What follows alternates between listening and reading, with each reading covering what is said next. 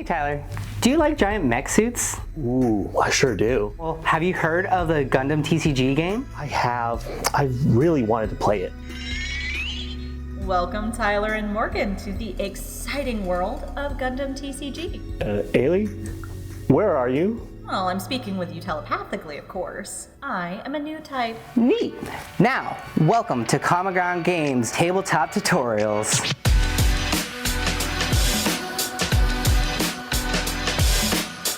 Before you begin playing the Gundam TCG, you will need to build your deck. Each deck is constructed with 50 cards with up to 2 colors: red, blue, green, and or white. 10 resource cards, damage counters, and as many tokens as you will need. Alright, so what type of deck did you build, Tyler? Well, I have a green and white deck. Ooh, spicy. I have myself a blue and green deck. To figure out who will be going first, please play a game of rock, paper, scissors. The winner will decide who will go first. Rock, paper, scissors, shoot. Rock, paper, scissors, shoot. Rock, paper, scissors, shoot. Alright, now that I've won the rock, paper, scissors, I will elect to go second and you get to go first. Sounds good. First, place your deck and resource cards into their designated areas. Then you will draw 5 cards from your deck. If you don't like your hand, you may mulligan once. You ideally want a starting hand with cards that have 3 or fewer cost. The cost of each card can be found in the upper left-hand corner. If you would like to mulligan, place your hand at the bottom of your deck, draw 5 new cards, and then shuffle your deck. I think I will mulligan. Oh, okay. I feel really good about this opening hand, so I'm going to keep it. So I will put the 5 at the bottom of my deck, and then I will draw 5 new ones. 1, 2, 3, 4, 5. And then from there, I will shuffle my deck. Now you will draw 6 cards, and without looking, place them face down in the shield section of your play area. So, Ailey, I don't want to get ahead of myself, but what happens if we lose all of our shield cards? Whomever loses all their shield cards and are dealt direct damage will lose the game. Next will be your tokens. Please place an EX base in your shield area. Ooh, a fancy one. Ooh, yes. Morgan, since you are going second, you get to play a resource card in your resource area. Wait a second. So the player who goes second gets an extra card? Exactly. We will begin with the start phase. I believe in Gundam, all horizontal cards are going to be in the rested position, but when they are vertical, they are active. Oh, makes sense to me. Next, we move to the draw phase, where you will draw 1 card from the top of your deck. Next is your resource phase. Place 1 resource card into the resource area.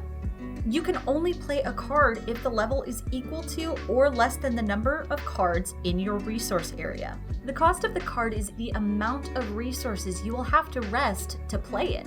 Okay. So I can rest 1 resource and play a demi trainer. Ooh. Since you play this unit on your first turn, technically it has a bellyache, so it can't attack on this turn. Yeah, I totally get it. Next, sometimes they have those wiring problems. Same. Next will be the end phase. This is where things are going to get very interesting. If you have more than 10 cards in your hand, you're going to have to discard down to having 10. Wait, so I guess I better keep track of my resources so I don't lose all my cards. It's going to be a very good way for you to be able to manage your hand, and also you want to keep track of that so you don't lose those special cards that you have. Morgan, it's your turn now. Thanks, Haley. Since I don't have anything that is rested at this time, I don't have to set anything to the active position, so I will just move to the draw phase. Okay. Draw my card, and then I will get my 1 resource, and now I am at 2 resources. Oh, okay. So you could play something level 2 now, right? Exactly. I will use 1 resource. I played Ball. Ball has an attack that says choose one of your units. It recovers 1 HP. That's a good ball. And with that, I have nothing else I can play at this time. And so from there, I will end my phase. Alrighty, so I'll set all my stuff as active and draw my card for the turn. All right, get another resource.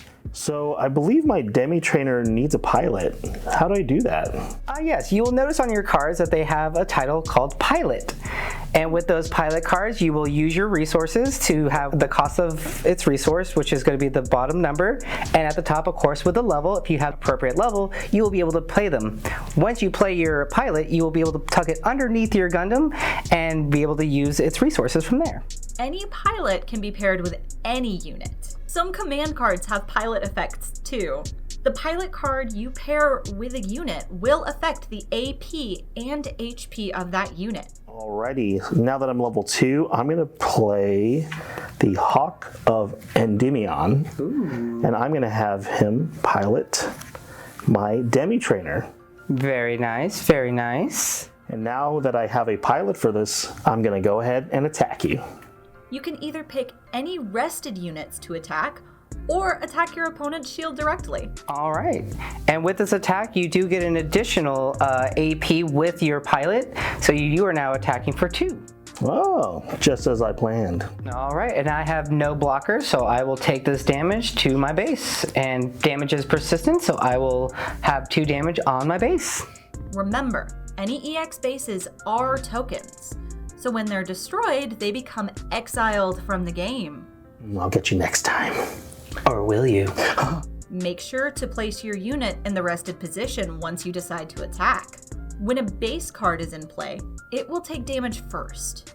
When your unit attacks, it will deal its total AP. All right, since I've taken this damage, is there anything else you would like to do on your turn? I think I'll play a command card for 1. I'm going to play Overflowing Affection. Okay, and what does that do? This lets me draw 2 cards and then discard 1. Hey. Let's draw those 2 shiny cards. And I think I'm going to put this other Hawk of Endymion in my discard. What happens when I've used this card? Once you've used a command card, it will go into your discard pile. Oh, okay. Pretty powerful effect. Indeed. Card draw is always a fantastic thing to have.